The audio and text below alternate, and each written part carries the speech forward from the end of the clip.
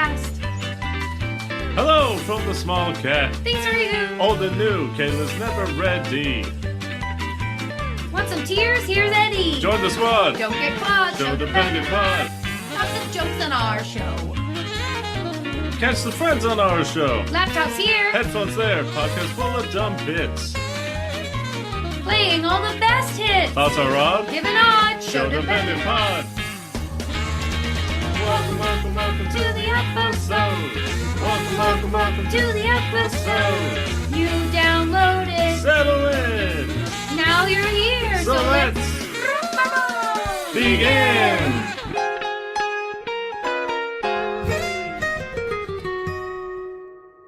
Oh, hey there. Thanks for stopping by. Well, I was just about to... What's that smell? It smells like a listener. Oh, you smell like you just downloaded our episode and wanted to listen to us talk about Bear in the Big Blue House. I do. Oh, hooray! Well, That's you're in the me. right place. That's me, I did it.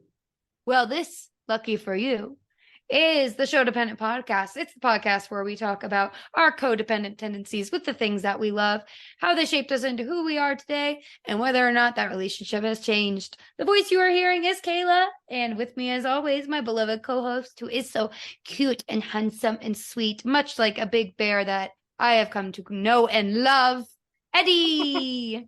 It's just me. You catch me in my room doing Oh, little yeah. bear hands, It's Mouth called the open. bear cha-cha-cha. doing the Get Eddie it right. cha-cha-cha. Mhm. Just do a little bit of a jazzy saxophone.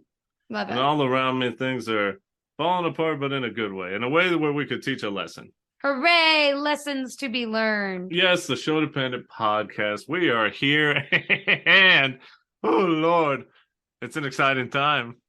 Oh, yes. Why is Yeah. that? Because we have finally hit a milestone that feels insane, because it definitely feels like it has not been this long whatsoever. And yet, it's very much a reminder of where we've been, how far we've come, and how far we can go, and I want us to go, and just, the sky or the moon is the limit. I see what you Because- did there. Friends, we have reached episode 50, and I just want to say right off the bat, right off the B, gigantic thank you to everyone who's been here. Yay! Since episode 1, there's got to at least be one of y'all. So, God, I hope so. we Even if it's appreciate just it. me. And I think, lately, I just think the quality has been getting better. More on that later, but, we've only got more room to grow. Here's the 50 more. Let's get to 100. Yay! But yeah, as Kayla said, Sho-Dependent, we're here to talk about the relationships in the things that we love and our relationships with those things. And man, oh man, this, what we're talking about here today is something that I've always been kind of passively aware of. Never was Mhm. really my thing, but having consumed it recently. What do you mean? You were 7 years old. You could have handled this. No. That was after my time. Wrong. Oh, well. Bear is for everyone. Well, we'll get to it. I just want to say, full of joy. Yay! So why don't you let them know what we're doing? Full of hot. We are going to get to talk about Bear in the Big Blue House. Hey, It was a kind of natural transition for us, considering before this we were talking Muppets, mm-hmm. which is like the Daddy-O Mac. I don't know what that means, but the king of the castle, much like Buddy on his cat tree. Mm-hmm. Jim Henson property. Oh, yeah. Jim Henson also was in charge of Bear in the Big Blue House. Crazy. Which is fantastic. Jim Henson Company doing amazing puppetry as always. And yeah, it was just like a natural progression.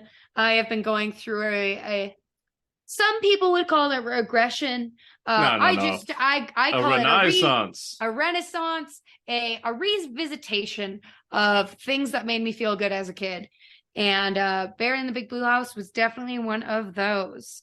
Oh, yeah. I mean, it very recently got onto Disney Plus. Not that they need any ads or anything. It's just, it's Definitely there. not. It's there. I'm sure we'll reference it more later, but should say it right off the bat. The Defunct Land episode on Bear in the Big Blue House and all the Jim Henson and essentially every Defunct Land episode. We plugged it before, Absolutely. but man, oh man. Some of the highest quality entertainment and some of the most like tear-jerking, soulful coverage of like any property that they do. Oh yeah. Defunctland is the tippest of the toppest notch. Just go watch it. You won't regret it. And The way that was phrased, the tippest of the toppest. uh-huh. They're the creamiest of the croppest. That too. The owls are the hootiest. It's the most defunctlandiest. Yep. Anyways, that's enough of this bit. Go watch it. And now listen to us. Why don't we get on into the meet cute and not waste any more time? It's a meet cute, baby. It's how we met this thing. What can I say, Bear? I'm the moon. No. Hold on now. Before we go on to the tour. Oh, the tour. Because you're here at Sho-Dependent Studios. You're trying to see what's going on. You're trying to hit a meet cute for the episode. But before we do any of that, there's someone very important we're going to meet. And we're going to say hi to. No one, the tour will not go on. Unless I hear all 15 of yous saying it as loud and clear as you can. Everybody look down on the ground. There's going to be a little blue rat down there. He's not a rat. He's a mouse. There's going to be a little blue mouse down there. Hello, little blue mouse. His name Tudduh. Hello, Tudduh. Everybody say hi, Tudduh. Hi, Tudduh. No. Honey, come here. Come close. Oh, I'm pretty sure I said. And I see you in the back over there. You mouthed it. You didn't say it. I can hear 13 voices. Say it correct. That man back there didn't say it. And no, you didn't say it correctly. You didn't say correctly, though, honey, okay? I don't say no, hi, Tutter. No. What I said, what I thought. Hi, Tudduh. Okay, you ready? Yeah, I'm ready. You in the back, you ready? No, I'm ready. I better hear I thought it from you as well. We will not continue going if I don't hear 15 voices in unison. Then I thought, are you ready? Okay, 3, 2, 1. Okay, now we can continue. Hatara, say bye, Tara. Bye, Tudduh. I don't know if anybody is going to be able to comprehend what you just said. I understood it all because we've been talking in that ridiculous voice for like a month now. What even is that voice? As I was doing it, I was like, what am I even doing right now? I have no idea. It's like a sleepy person from like Brooklyn. That's also like way too Italian. Yeah. For their own good. I don't know. In case you didn't understand what Eddie was just saying, we were pretending to be on a studio tour and we ran into Tudduh. And the bit is nobody is allowed to leave that part of the tour until everybody says goodbye to Tudduh. But you have to say bye, Tudduh. Thank you for spelling it out for them. You're welcome. Leaving the mystique of the joke. No, it was unintelligible. We'll talk more about Tudduh in a second. But right now, I guess I should do my meet cute. So Bear in the Big Blue House is a 1997 children's TV program, you know, sort of based on, like, I would say SEL, social emotional learning, and just, you know, soothing children, getting them ready for their day, getting them ready to learn some life lessons in a fun and full of puppets way. Yeah, puppets. I mean, as I said, you know, 1997, yeah, sure, I would have been 6, 7. I just feel like I did not watch the show when I was a kid. Which is the wrong thing to do. I don't know. What was it on? Was it on like Disney Channel? What was yes. this thing on? Yeah. See, I was a Nick Jr. guy. I also loved Blue's Clues, so I understand through Nick Jew. Oh. Sometimes when you try and be cool and abbreviate things, it doesn't work out. Nick Jr. guy, face all day. The point I'm trying to make is I didn't watch it really as a kid, but my sister, who was born in 97, she firmly, definitely watched this show. So I remember sort of walking by, seeing it on, being like, oh, that's fun. The songs are catchy. You know, I definitely heard the intro, heard the outro. Was never really like, you know, the big fan myself. Yeah. I'll say this, though, having recently, I'd say only really recently done my meet cute and really experiencing this show and really seeing what it does and just how good it is as a 32-year-old adult male. It's so good. It's fantastic. Don't want to get too deep into it right now, but just have to sing its kudos right off the bat. I think it's just so soothing. And the way that they approach things are very fun, and they're always singing songs. They got a lot of bits. And I love my boy Tara. Tudduh! Because not only is it so fun to say, but man, that little blue mouse is pretty fucking hilarious. Oh, yeah, he is. So I think I already talked about it, but this was like one of the biggest shows for me as a kid because I don't know, I just really loved it. It was puppets. I don't know why I was so drawn to puppets as a kid. Mm-hmm. I've talked about it before, but one of my favorite movies when I was a youth, Mm-hmm. and I would just, shove it in the VHS player as often as possible, or VCR. I don't know why I called it a VHS player. Oh, fancy. I don't know I what got a my VHS acronyms is. all mixed up. But I pop like the Dark Crystal, also a Jim Henson property. Mm-hmm. One of his quote unquote failed projects, but I really enjoyed that as a kid. I don't know, there was just something so comforting about puppets and the being welcomed into somebody's home, and it was just really nice. I loved the music and everything, and the characters are just so vibrant. They're very memorable, and they all have very unique voices. And so it was just something that stuck in my memory. And recently I was reminded about just how sweet this show is. Yeah. And how comforting it is. Like the other day when Eddie and I first put it on Disney Plus, I was 4 again, and I was just so comfortable and cozy and safe, and it was just so nice. It's been a long time coming, but I'm so happy that we get to talk about this amazing show. So I think we should get into it before I get too deep into all the beautiful things that are Bear in the Big Blue House. Oh yeah, absolutely. Getting to know each other. Hey, look at that little mouse in red. He must really like to get attention. Well, I think the thing that would make the most sense is if we kind of break down the kind of honestly progressive dynamic we have going on in the Big Blue House. Okay. I do think that it is kind of, we see a non-traditional family. Oh, absolutely. Who is led by a patriarch with no matriarch mirror. No. There ain't no There no mama bear in the Big Blue House. Bear. There you go. It's just Bear. His name's just Bear. His name is just Bear. That's just who he is. He is like the father figure. Absolutely. He's obviously the oldest one in the house, with the exception of the one who is not in the house, which is the moon. Sure. Because she is eternal and I love her.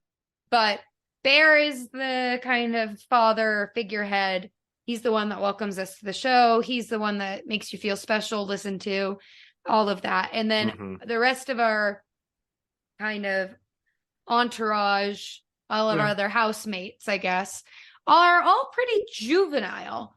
With the exception of Tudduh. He's kind of like this in between. Tudduh. He's weird.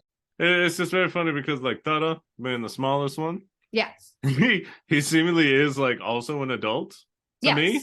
Yeah, absolutely. Because they all live in the Big Blue House. No way. However, Tudduh also lives in his own home within the Big Blue House because he has a little welcome mat for like his mouse hole and all that. And he's often seen like rearranging furniture and sweeping and keeping it clean and all that. And he acts almost as if though he's like his own separate space. Yeah. So it's very funny to me to think, because obviously the way he acts in a lot of episodes is pretty childish, but at the same time, that's a full-grown adult right there. It's a mouse. You will respect him. Absolutely. All the respect to Tudduh. He's great. He keeps a lovely home. He does. He works really, really hard, and I can't wait to like do a full analysis on Tudduh in a little bit. Our next little duo, Pip and Pop. Pip and Pop are purple otters, and I love them so much. They're very They do the classic twin thing of like talking at the same time Mm-hmm. and completing each other's sentences. And Sentences. Got it. you nailed it. I love how you may consider editing that so it's perfect. No. Okay. But Pip and Popper are really sweet. They also have a funny like speech pattern. They live at the Big Blue House, but they're not in the Big Blue House. They live in the otter pond in the backyard. And also in the pipes, apparently. Yeah, they go Because through the them pipes boys- all the time. Any sort of water, them boys be popping up. They would be Pippin too. Pippin and Oh, Poppin. Look at that. In and out of the sinks, the tubs, any kind of water feature in the Mhm. Big Blue House. They got a lot of energy. Sometimes it's a bit much, but it's fine. Mm-hmm. And then Ojo's kind Ojo. of complicated What's because wrong? it's never really explained. Because Ojo is a bear. Oh yeah, but like, what's the relationship She's a little bear. She's a baby bear. She's a bear cub in the Big Blue House? in the Big Blue House. So it's not really ever disclosed what the true nature of all these relationships is. That's weird. Yeah. Like, is Ojo related to Bear? They are different colors. One would assume though, and especially children, Yeah. children see two things somewhat similar. Yeah, they're gonna be like, And that's they're a like, family. That's a family right there. Look at Mhm. Ojo. He's so cute. It's like, well, hold on now. That's actually a girl. Yeah, Ojo Did you is know that Blue is a girl? There you go. I love how you transitioned to the other Blue show, which was Blue's Clues. Look at that. Hey, Blue and was actually, big in the 90s. Magenta is a boy. Damn, breaking gender norms. Shout out to Blue's Clues. And shouts out to Bear in the Big Blue House. There you go. Ojo, yeah, she is a young bear cub. She's always playing make-believe with her like best friend in the house, who can also be her worst enemy depending on the day. Not always the case. Trilo, the autistic lemur. Sometimes it be that's not their official name. Let me look it up right now on Wikipedia. It just says Trilo. Yeah, he's just Trilo. I think he has autism Be a little playful. or ADHD or both. He And is he talks like extremely. That was really good. Yeah, Thank good. you. It's a lot like Kazooie Yeah. from Banjo and Kazooie. Mhm. He's very fun. He is either an English language learner Ooh, or yeah. has a speech delay. or all. Or all of the above. Trilo's got a lot going on. with Autism, speech delay. He's got it all going against him. autism. He's fun though. He is really cute, and he does kind of serve the younger kind of audience that Sure. this show may be pitching to. Mhm. Because unlike other characters in the show, Trilo is all kind of about action and very basic exploration. Like Mm. there's an episode where Trilo discovers his reflection for the first time, and he's like Hey, mesmerized. Yo, who that? Who that? No. Trilo is also hyper emotional. Like when he is very sad, aren't we all? he's very sad, which is just what kids are. Oh So it's yeah, not to too kids. weird. I mean, even to like teenagers, Mhm. I've seen a little bit of research done, developing brain, this and that. But Yeah. the reason that children's emotions are so big and adults who have forgotten what it was like, because time is rough. It's very easy to forget things. Time is rough. I mean, you'd imagine to children, especially, Bear in the Big Blue House, preschool, kindergarten, first grade really is the demo. Yep. To kids, you got to remember a lot of times, for one, that could be the very first time they're experiencing this thing. Absolutely. So they're like, they fall down, they scrape their knee, they're like, good Lord. I'm dead. I have died. I have never felt this pain ever in my life, and I believe I'm about to meet the Reaper. Yep. And also, when their friend says, I'm not your friend anymore, Oh they're like, my God. fuck. Yep. I will never have a friend ever again for the rest of my life. Like, this is it. I got to live like 80 more years without the friendship of this person just Oh my because I God. said, nuh-uh, you didn't tag me. Well, if I didn't tag you, then you're not my friend anymore. Good. Oh, damn. Hey. Kick rocks. Tell him to get to stepping. There you go. Fantastic. Yeah. No, but Trilo really is kind of like the baby of the show. Mhm. Um, Interesting. He's really sweet though. And he does provide a lot of great opportunities. Like one of the first episodes in season 1, we didn't have the opportunity to watch all the seasons, but Oh no, it's there's a lot. There's 4. There's a lot, and 118 episodes. I'm going to watch every single one of them, and you can't stop me. It's fine. I love it so much. But there's an episode where they're learning about autumn and fall and, you know, why the leaves change color and how Bear loves it. Oh, and yeah. Trilo is distraught because the leaves are falling off the trees and he's like crying because he thinks the trees are dead. He thinks that they're like sick and hurt. So he like gets a glue bottle and tries to like glue the leaves back on the tree. And Bear's like, Trilo, honey, no. Bear does such a great job of like making things approachable. Let me sit you down. Let me talk to you. Mm-hmm. But let me do it in an approachable way for you. Yeah, always age appropriate. And he basically says like, Trilo, the leaves have to fall because if they don't fall, then the new leaves that will grow in the springtime won't have anywhere to be. Mm-hmm. And then Trilo's like, tree, okay, tree. Wow. And tree is okay, Trilo. He's like, tree okay. Yeah. And that's it. And he learns a lesson very quickly. Yeah, and it's great. We got some good turnaround. We don't have, it's interesting because there's like not really ethnicities in the show because they're animals. They're animals. We know that Tudduh, we'll get to him in a second, but we know he's like a New Yorker. But we have one Irish character and her name is Shadow, and she is a shadow. Oh. And she gets to where is Shadow? Where is Shadow? Where is Shadow? Where could Shadow be? Yeah. Do you think at night when everything's dark she's like, I'm everywhere, Bear? Oh God. Yeah. And he just walks into the living room and she's just like omniscient Shadow. Face just like right in his face, just like, I'm more powerful in the night. Oh my God, that's I'm everywhere you've been. Why did you have to make Shadow a villain?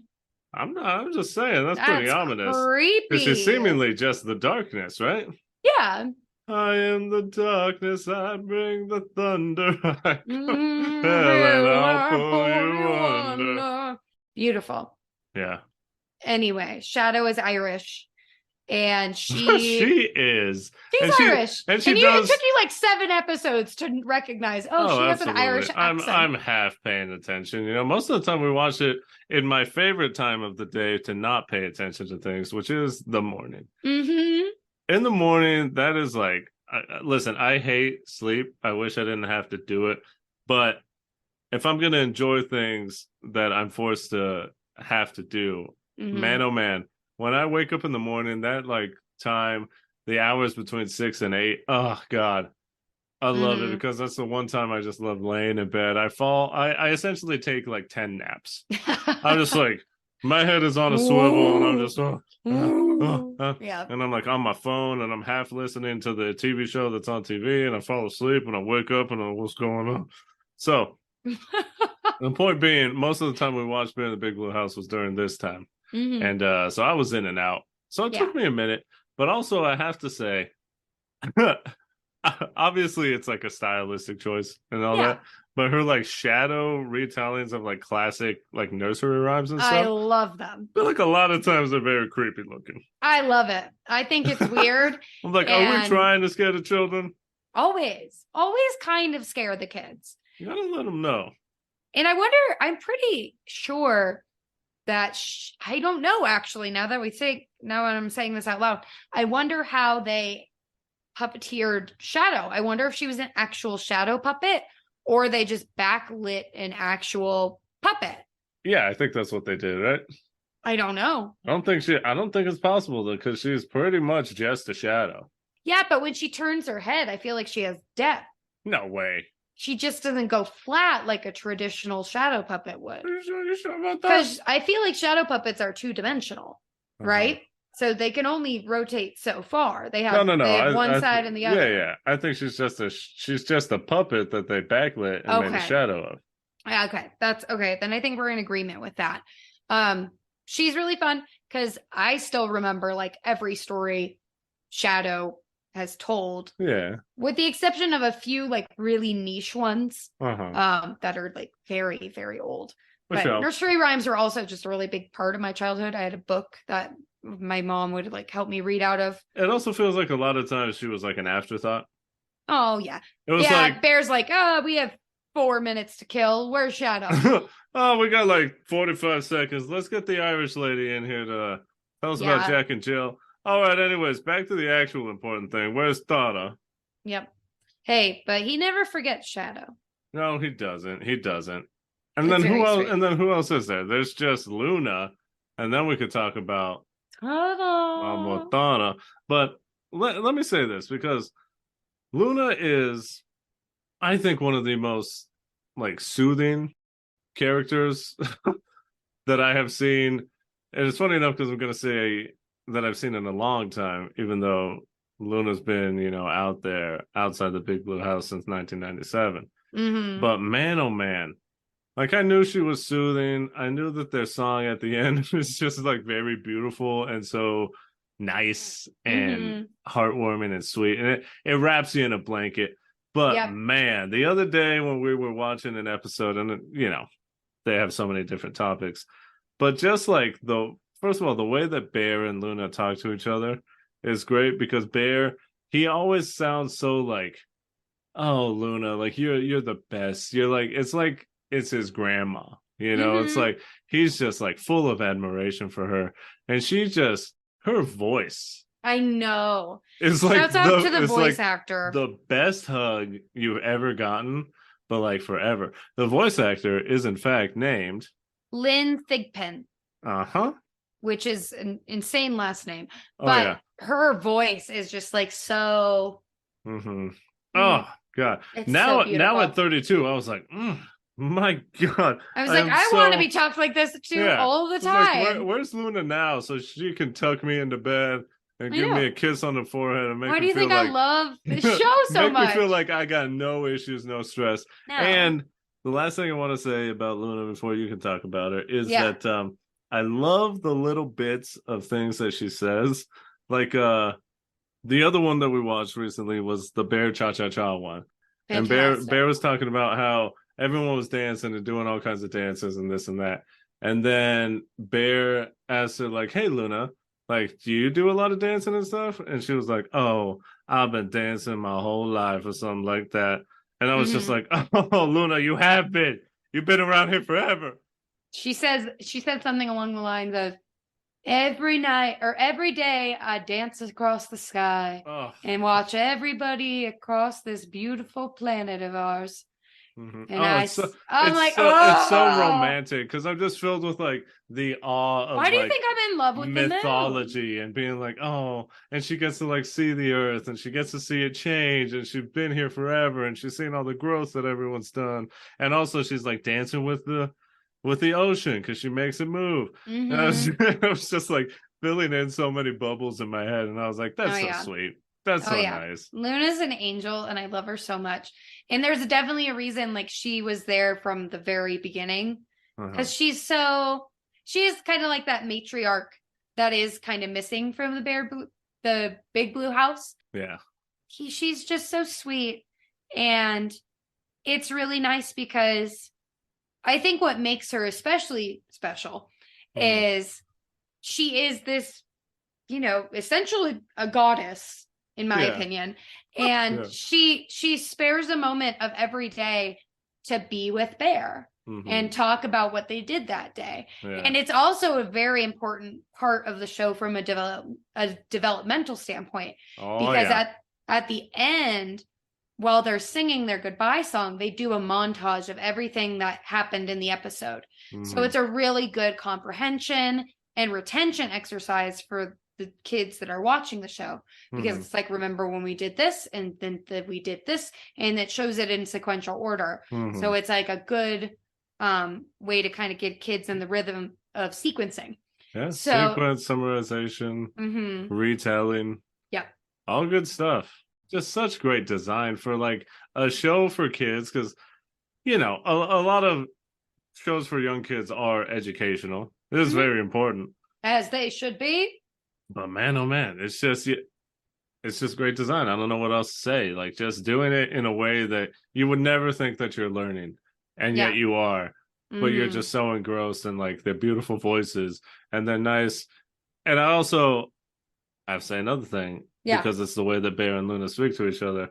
Bear's always like, I almost feel like he has the fucking like two index fingers, like, The little ooh woo. Like, and he's just like looks he's at me, like he's like, bashful. yeah, he's like, Luna, could we like sing the song one more time? It's like, Bear, you've done this for like 100 episodes, man. You Of don't have to course be we so can. shy about it. Of course we can.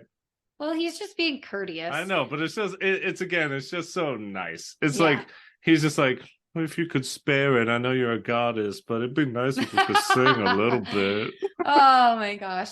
But Luna's so sweet. And it's nice because even though she doesn't really talk to anybody else in the house, she knows who they are and she values them. And she's always asking about everybody and wants to know a little piece of everybody's day. Mm-hmm. And it's just really nice. Yeah. That's how you really show you care. Mm-hmm. It's just like, oh, and how's your son doing? Yeah. Say hi to your mother for me. Yep. One of those. It's time for Tudduh. It's Tudduh time. Tudduh time. Tudduh is a blue mouse with a pink little nose and an anxiety disorder, and I love him. Oh man, this man is a lot. Oh, he is me. I came to the realization like 2 days ago. I was like, literally every favorite childhood character I had anxiety. It's been a Tudduh all along. I've always been a Tudduh. What can I Zodiac say? sign may as well be Tudduh. Tudduh. What's wrong with you? Are you a Virgo? No, I'm a Tudduh. I am a Tudduh through and through, man. He is stressed all the time. And how does he speak? Thank you, Bear. He's so worried about everything. And he's got like a very short fuse. He gets very frustrated and overwhelmed. Bear is just so patient and sweet with Tudduh. And Tudduh provides a very good balance for Bear because Bear is huge, right? He's like, he's a big bear in a big blue house. Oh, hey now. There you that go. Sounds like a good TV show. There you go. He is very big and Tudduh is very small. So Tudduh provides a literal perspective shift for Bear in pretty much every episode. And hey, could I just interject and say maybe a lot like parents need a perspective shift for their children, their little kids, who maybe see the world in a different way. You know, it's kind of nice to be able to see because I think I know where you're going. I'm thinking of this now, though, so I'll get it in here in case it wasn't what you were talking about. But there was an episode where they were talking about like dirt. Yeah. And Bear loved it and like everyone else loved it and stuff. And then we looked down at Tudduh. Oh, he's holding a little broom. Tudduh. Oh. Which, first of all, the tiny broom for the little it's Tudduh. so cute. It's so cute. Because someone had to craft a little broom. All of his little accessories. Uh-huh. Oh, I love it. And it's like a real broom.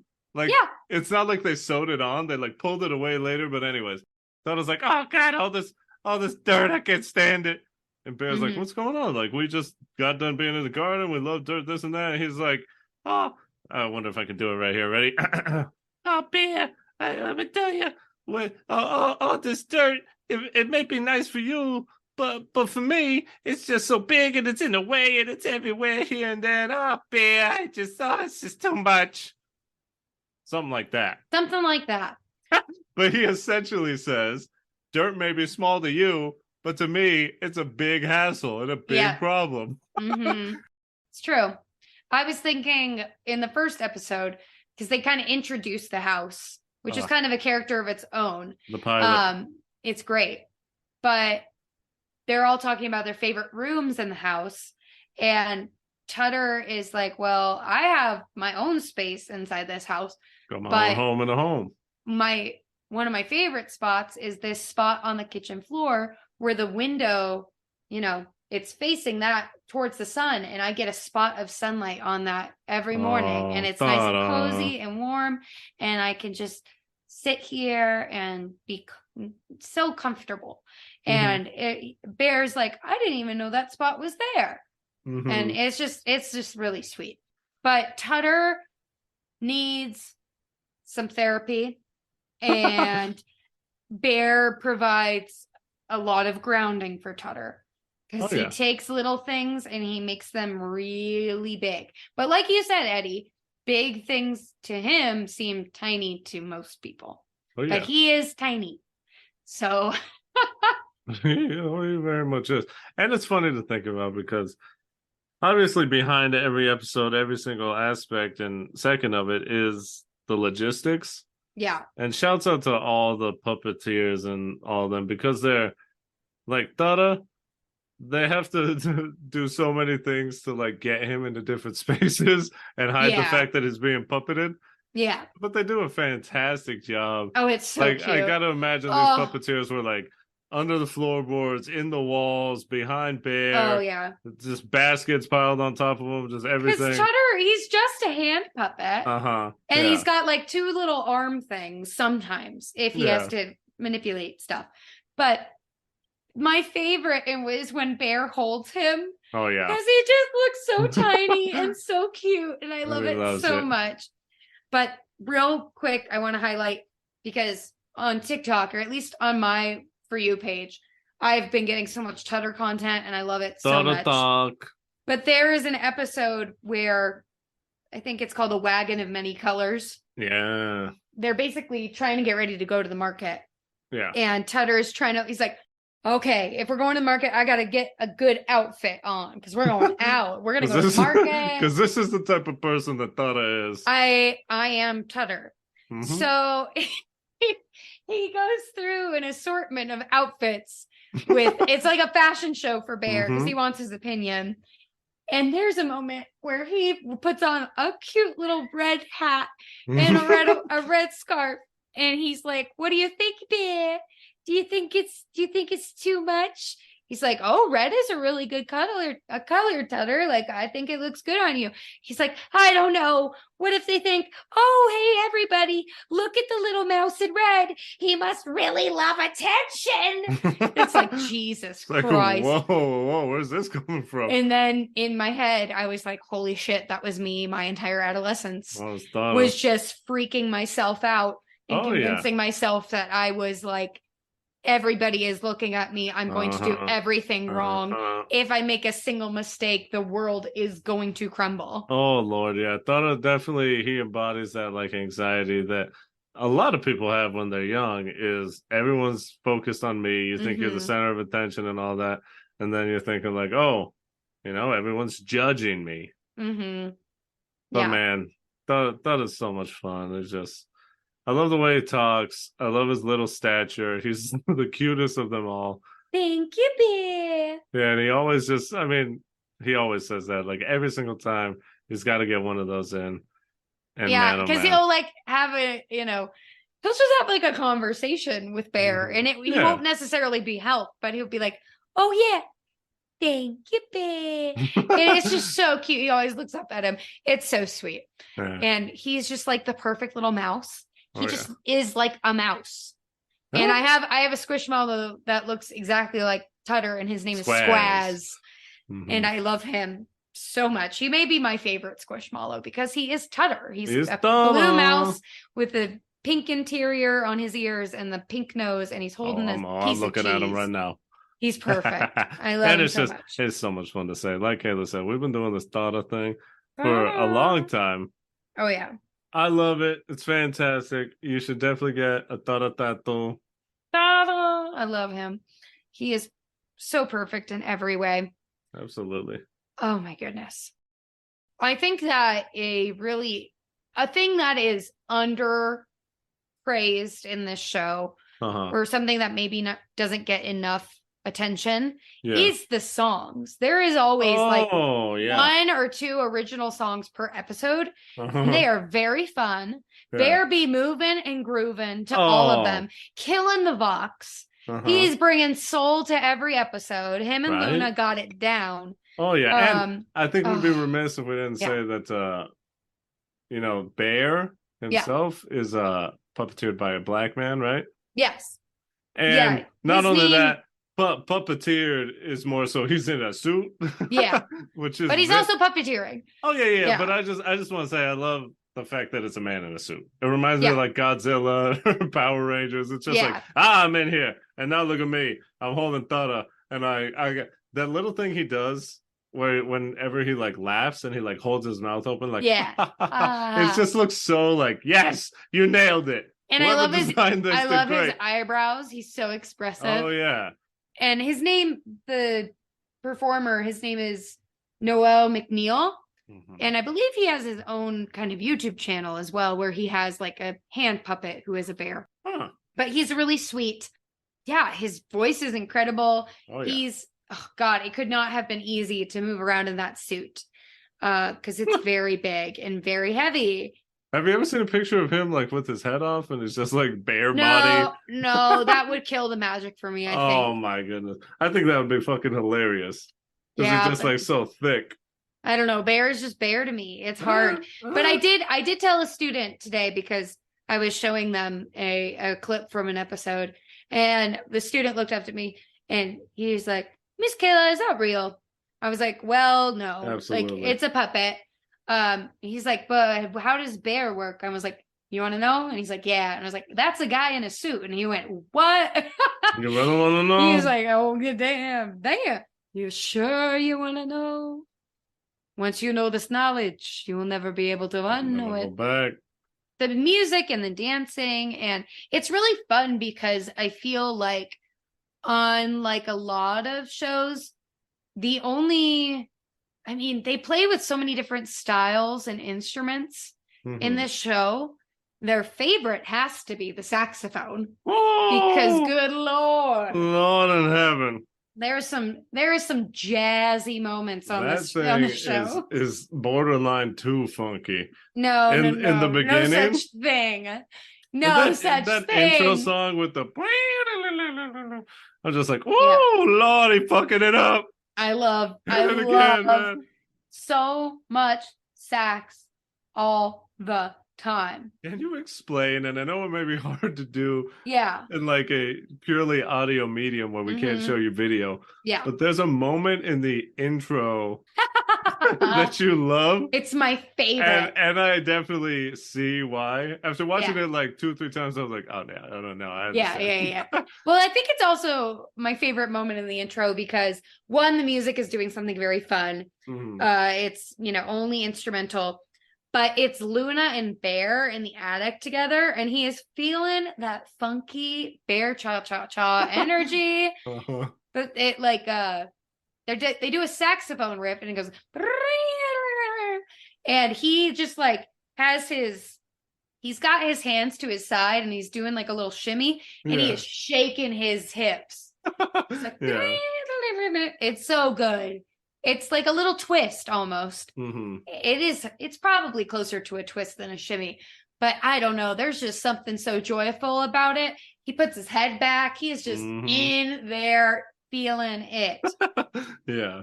And it's just so good. Yeah, but Bear, I understand there is a lot of recycled dancing from Bear, but this suit is very limiting. There's only so much you can do.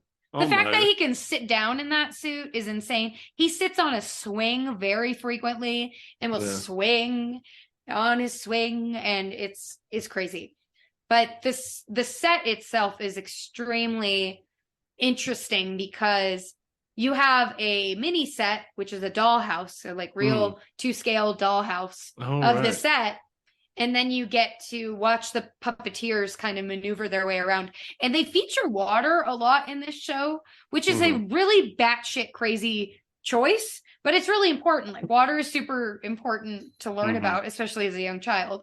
But puppets and water do not mix. So they have to get creative a lot of the time. Like there's an episode early on where they go into the otter pond because it's summer and it's hot. And they just cut to like, oh, we're hanging out in the otter pond. And they're just like, all the puppets are pretending to be like floating on water. Oh, yeah. And somebody's like holding an inner tube and making it bounce. It's so funny. You gotta do what you gotta do. You gotta be innovative. And every time there's a bathtub, it's very clear that there's not water in the bathtub. It's just like a bunch of bubbles. Which is great. But yeah, like you said with Tudduh earlier, you have to get really creative because in order for these characters to be believable, you have to make them, 1, to scale with their environment, and 2, make sure that it's not so noticeable that you're hiding aspects of the puppet, but Yeah. also it has to look organic enough while still being reasonable. Like Tudduh is always standing on something. He could be a stack of books. It could be, he could be in an umbrella bucket. It's anything to kind of hide the actor. Yeah. But the set itself is really impressive and very detailed, and it does feel like a house and a home, and Mhm. it's really sweet. Yeah, they do a good job of welcoming you in, making everything seem important, valuing all the different characters' viewpoints, and valuing their emotions. Oh, yeah. Bear is never judgmental of what one of the characters is going through, even if a No. lot of times he doesn't understand, because he'll be like, "Huh, why are you doing that? And why are you feeling this way?" But he says it in a way where he really is just trying to help and understand, like, "Hey, why are you feeling this? Let's talk this through. Let's get through it together. Let me Yeah. offer you some wise words of wisdom if I can." Mm-hmm. And then Bear is funny because he's kind of like, he reminds me of like a really good early childhood educator, but also still very much like a parent in a lot of ways. Yeah. Like there was an episode that we watched where Pip and Pop were separated for the day because I think Pip had to go to the doctor. Yeah. So Pop was really sad. Like this was the first time he'd been away from his brother like ever. Got the So separation anxiety. Yeah, but Bear was like, well, we can find ways to have fun on our own. And he, made up like some bullshit about like a world record for bouncing a balloon on your head a gazillion and 2 times or whatever. Ooh. But that's such a parent thing to do of like, Let's just okay, do let's something redirect. Yeah. Let's redirect this energy. But that's, I mean, it's a good strategy. And it's definitely one that I think a lot of parents do and should do, because it's a good coping mechanism to teach your kids instead of wallowing in whatever emotion they may be feeling, validating it, but also finding a way to move on from it. So Bear is such a good listener, and I think that's honestly like one of the best things that he does is he listens, and he always wants to share, which is such a nice thing for Bear. We love Bear. Yeah, I don't know. It just has me thinking right now about like puppets in general. Yeah. And like just how prominent they were back in like the 90s and all this stuff. I mean, how many shows were there where like puppets, and Jim Henson was essentially behind it all, but like where puppets were front and center and the quality was super high and they just, I don't know. I feel like it's something that I kind of wish would be brought back a little more than it is. Yeah, because really the only mainstream puppet show that we have still is Sesame Street. Yeah. But I feel like a lot of the new generation does not watch Sesame Street. No, I mean, and that's a whole different thing because they put it on fucking HBO. Oh, God. The thing that was like, for its whole run, public access and just free for everyone. And then like, oh, let's buy that thing. So now a lot of people don't watch it just because it's like, well, if you don't have HBO, you can't really see Sesame Street.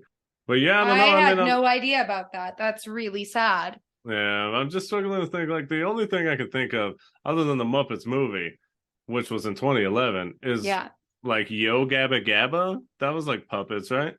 Or was it not? It was like people in suits. I don't know if that's what Bear is. So it's similar. Yeah, but their mouths didn't move, I don't think. Okay. It was just like giant suits, similar to like a Teletubby, but I'm pretty sure none of their mouths moved. Yeah. But I don't know. Was there anything prominently puppet in current day? 2023? Because they had like what? Between the Lions? I loved Between the Lions. Zaboomafoo was great. I don't know. Just so many puppet things. Yeah, we did have a lot of puppets. And I think that, and I don't think I've really gotten to break it down too much in our previous episodes with like my love of puppets and everything. Oh, there is just something so very human about puppetry. Because it was funny because I bumped into one of my good friends from high school and college the other day, and I was talking to her about how much I love Bear in the Big Blue House. And she was just like taken aback. She's like, that is nightmare fuel. I can't do puppets. And I was like, Oh, why? yeah. That is Mhm. such a foreign thing to me. I've never really found them creepy. I Mhm. kind of understand marionettes, but that's a whole other thing to me. Yeah. It's got a different name. It's still in puppetry, but when I think of puppets, I think of Muppets and I think of, hand puppets and soft, fuzzy, sweet ventriloquist kind of things. Mm-hmm. But I don't know. There's just something that people put into puppetry that makes it so approachable. And I don't know, you want to believe it, right? Yeah. I mean, it reminds me of another, I guess, one of the more effective ways or engaging ways that you can see puppetry kind of in a public sphere nowadays is when there will be a interactive exhibit at like a children's museum that's focusing on dinosaurs or birds, anything like that. Yeah. Where they'll have a puppeteer who has a false arm and has that creature perched thing. and the kids get to interact, or whoever it may be gets to interact with the puppet, and it's kind of like that unique interaction, that kind of fantasy building together where everybody gets to interact and play, and the puppet feels real because it's moving, and it's such an amazing art form that people can really put a soul into an inanimate object and make it come to life and perform and really be a lovable, huggable, adorable thing. Yeah, well, I think it goes back to what you were saying in the Muppets of sort of like the whole Kermit thing.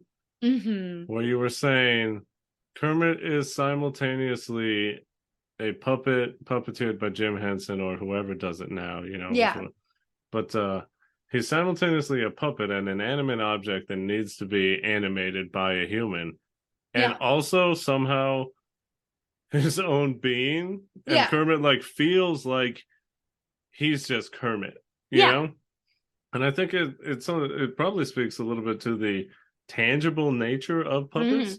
Like they are actually there. Absolutely. Like you can shake Kermit's hand, and is someone puppeteering it? Sure, but like you can shake his hand, you could like bop you could hug him, you could do this and that.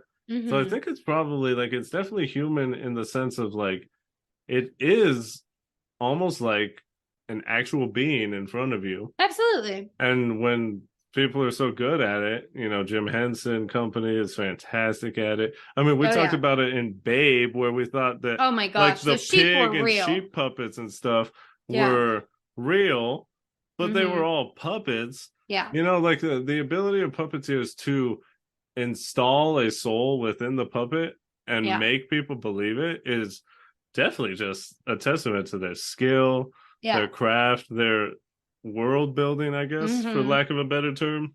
Yeah. It's just you look at it and you believe like, that's Bear and that's Tudduh and that like they are real and they really live in this big blue house. And I don't know, that's why I just think like puppeteering, like we need more puppets in the modern day, because not only does it do all this, but just the craftsmanship, the attention to detail. Because when you shake them, their hair reacts with air and gravity and all that. It's movement is so important. Yeah, and I just don't see why not. Why not more puppets? I know. Well, and it's also like such a, I don't know. It's exactly what you said. It's that it's a physical thing, right? It's similar to the kind of ethereal feeling that you get when going to live theater. It's this very grounding experience, and it helps you get to a place that maybe you couldn't go without that medium. And combining puppetry with music is the most magical thing, because you get not only the soul from the performer, but also the intonation and musicality of the score itself. So you get, it's like ballet or whatever dance form you're drawn to. Mhm. It's captivating and it tells a story, and I don't know, it just gets all those little pieces of your brain firing. Mhm. And it's so fun. And may I add, as the last thing, it's also something that can instantly respond to what's going on. Absolutely. You know, whereas animation or animatronics or whatever, what have you, can't really, at least not yet. You know, technology is evolving and this and that. Creepy. But you know, a Muppet, they can respond instantly. You tell a joke, they can immediately laugh at it or make fun of you or say, "Oh, that was a stinker." So it's just more and more, I think, to the puppet feels like a real thing. Fantastic. I want them back. I need more. Yeah. I don't know. It's hopefully an art form that will never die. No, I hope not. It's so comforting and sweet, and it reminds me a little bit of, you never did theater, did you? No. Okay. So let me briefly explain something that I learned in my college theater class. We got to learn a little bit about mask and like the art of mask performances. I think it would be a very similar thing. As somebody who's never professionally puppeteered, but I made puppets in elementary school. And you'll make puppets again. I'll make a puppet if it kills me. But when you put on a mask that is emoting a set thing, your body can naturally take that on. Sure. If you look in the mirror. So that was like a challenge we had to do. We all had like these very expressive, unique masks. And so we were asked to put it on and then try to emote like this face was feeling or doing or anything like that. And I feel like that's pretty similar to what a lot of people do when they put on a puppet. It kind of finds them and then they just take it from there. Right. Finding the voice and finding all of that. And yeah, the little soul just starts to come out and it's so exciting. And I love each of these little souls in this show because it's such a pleasure. It really is. Yay. Well, shall we get on to the DTR? Let's do it. I mean, where am I really with Bear in the Big Blue House? As I was saying earlier in the meet cute and sort of trying to express a little bit throughout this episode, is that I really do have a huge respect for puppeteers. I have a huge respect not only for that, but also for those who create like children's content. Oh, yeah. You know, it's not easy. No. It's not easy to create something that is engaging to children, but also just imbued with great lessons.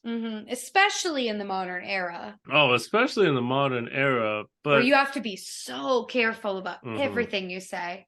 Yeah. But just Bear in the Big Blue House, I think, is something where everyone was just operating at 110%.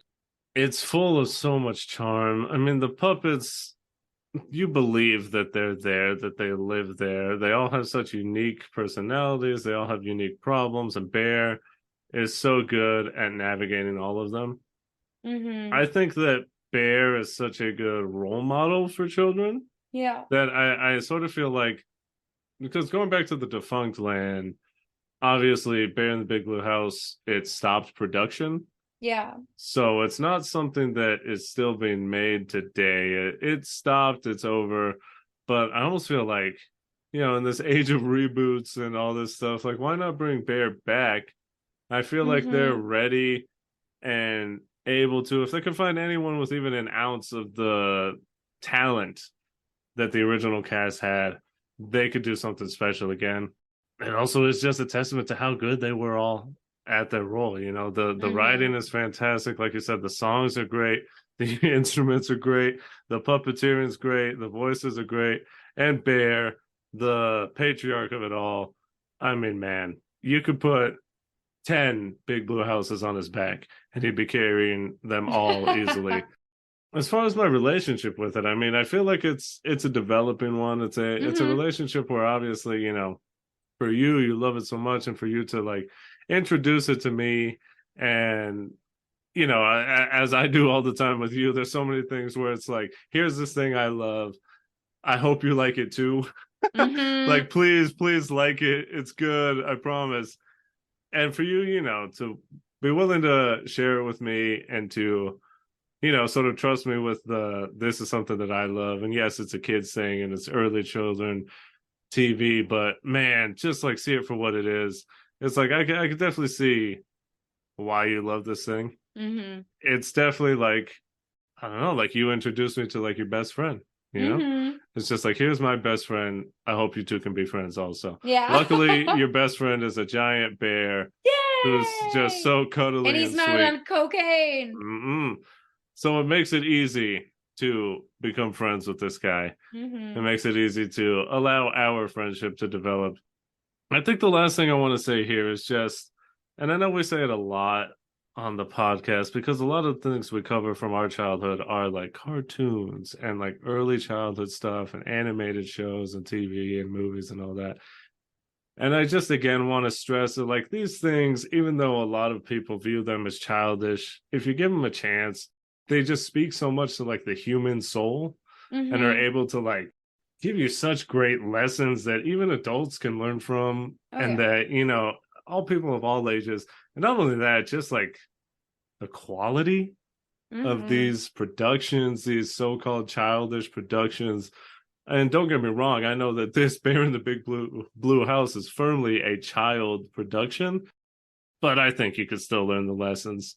You can still watch it with your kids, and you still learn the lesson yourself. It's nice to be reminded by Bear, hey, Mhm. maybe I should take a different perspective. Maybe I should think like Thada and say, Ah. hey, maybe this thing that I think is small is actually a big problem for Mhm. little people, little kids, Yep. or anyone else in your family who's maybe a Trilo, who's maybe an Ojo or a Shadow or a Luna or Pip and Pop, or all the other cast of characters that we couldn't get to, because there's apparently a lot more than I thought of. But Mhm. I'm becoming long-winded here. I just want to say, give animation, give children's quote unquote programming a chance, and you'll see it's some of the most high quality stuff out there that at the end of the day really teaches a lesson for all ages. Mhm. Agreed. Very well put, dear. Oh, thank you. Bear is kind of like, I know it sounds a little cheesy, but he is a lot of what is missing from a lot of people's lives, Mm-hmm. especially at a young age. Yeah. Which Bear embodies attentiveness and kindness, Mm. and he treats everybody the same. Mm-hmm. He's very compassionate and loving. Love is probably his deepest and truest emotion. Everybody that lives in his house and is welcome in his house is valued. Mm-hmm. And he makes sure that you feel special and heard. He always does a little segment where he asks, "What do you think?" Oh yeah. And he, for a lot of kids, I think that is something that doesn't happen a lot, is to actually be listened to, Mm-hmm. or to be credited with validation. And I think that Bear teaches a really good lesson in celebrating differences, Mm-hmm. and also always making sure that everybody feels welcome. And he is a very important figure to me. As much as I love Tudduh and I identify with Tudduh, and he is like, Tudduh is definitely who I was in the past. Mm-hmm. And now that I'm getting older and kind of unlearning a lot of the toxic mentalities that I kind of was instilled with and instilled in myself, of like, catastrophizing and expecting that things are going to go wrong, and a lot of negative mindset. Yeah. This show, as an adult, provides a lot of perspective on how we can be a lot more gentle and kind to ourselves. Yeah. Especially in moments of turmoil and stress. And, some days we'll be like Tudduh and we'll freak out and things are going to feel like they're impossible. But Tudduh always is able to ask for help from people in the house. And some days we're going to be like Ojo and be lost in our little fantasy worlds and, just want to make pretend. Some days we're going to be like Trilo. We're going to be bouncing off the walls. Some days we're going to be like Pip and Pop, where we just want to be around our one special person all the time. They make us feel so good. And then hopefully one day we'll be as wise and as sweet as Luna. To have the true grand perspective of life and how beautiful it is when we take the time to take a breath and just kind of appreciate how magical life is when we take it for what it is. So, oh, little Luna, she got me all emotional. Yeah, you're getting me emotional over here. I love it though. Life is so hard. It but is. This show makes you remember it is just life. And we can choose to appreciate it and, acknowledge it for what it is and grow with it. And it's just, I really heavily encourage anybody who struggles with anxiety or, any kind of depression, even if it's momentary. If you take a moment, if you take like 30 minutes out of your day just to watch one episode of Bear in the Big Blue House, I can nearly guarantee it'll make you feel better because it makes you feel heard. It makes you feel calm. It makes you feel silly. It makes you laugh. And, it just kind of does a really good job of providing a nice, safe place. And that is why I'm so show dependent on this, is because when I watch this show, I'm safe and I don't feel scared. I don't feel stressed. I'm just in my, my little blanket, and everything in those few minutes is okay. So, yeah. Thank you for listening and watching this with me, my dear. Because it's really special, and I know it sounds stupid, but it's a really no. It's a really powerful thing if you let it touch your life. So, oh yeah, I mean, I can feel it through you. Like I said, I'm getting emotional. I was getting emotional just seeing you talk about it and just feeling, yeah, through, because we record on Zoom, but feeling it through Zoom, I could feel the powerfulness of it, and how much it has impacted you. And I can see it when we watch it, and I can feel it.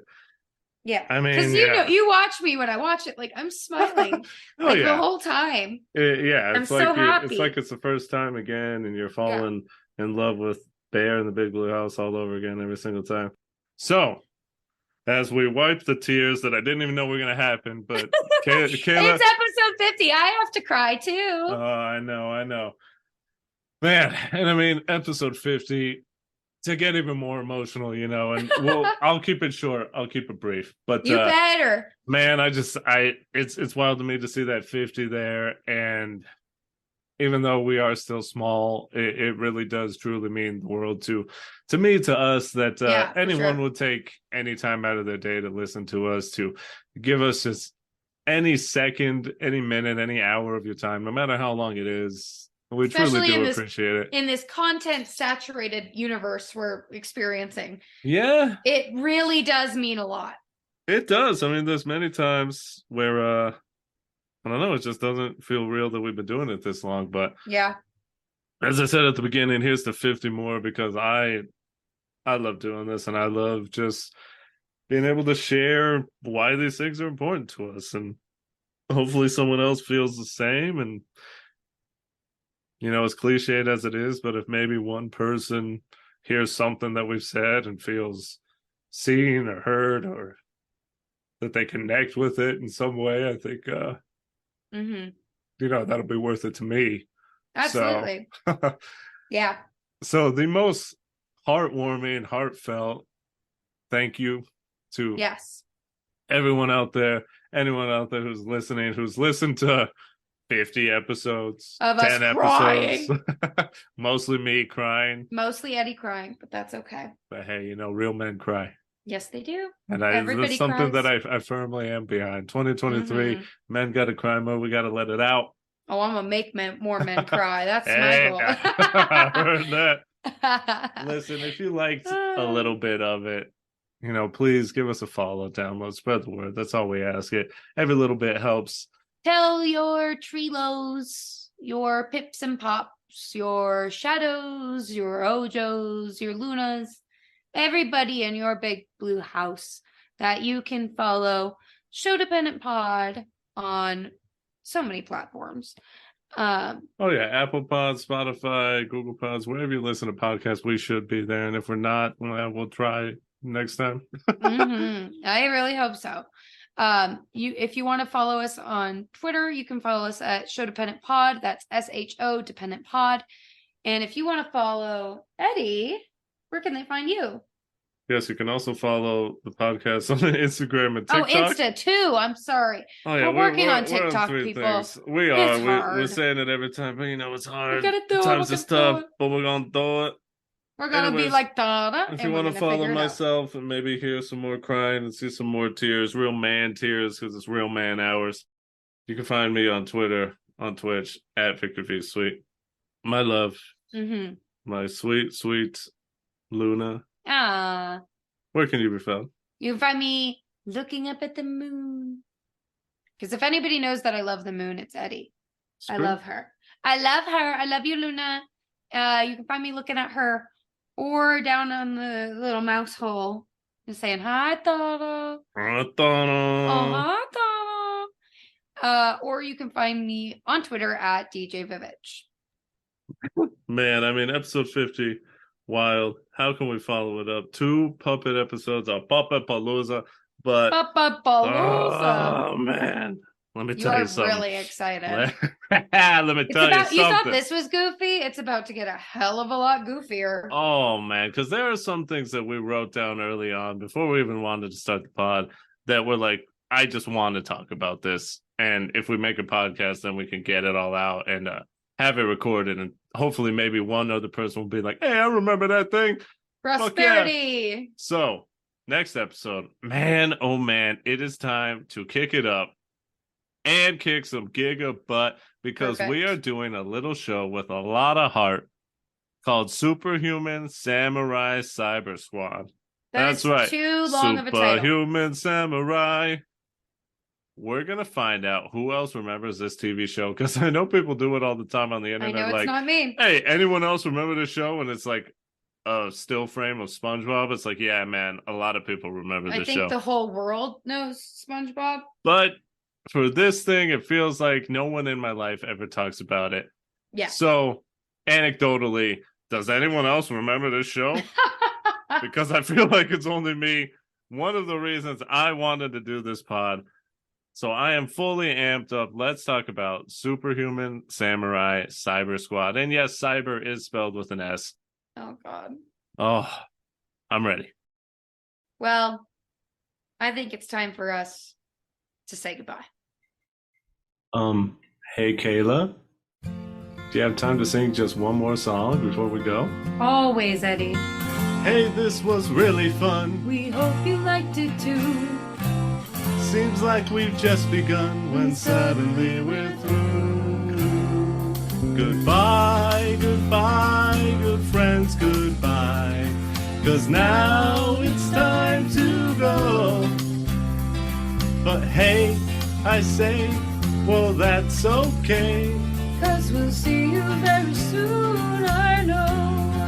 Very soon, I know. Goodbye, goodbye, good friends, goodbye. And tomorrow, just like today, the Eddie, the Kayla, and the Bugsy Boys will be waiting for you to come hit play. To come hit play. To come hit play. Bye now. See you later. Bye. Bye, buddy. Say goodbye, buddy. Bye, buddy.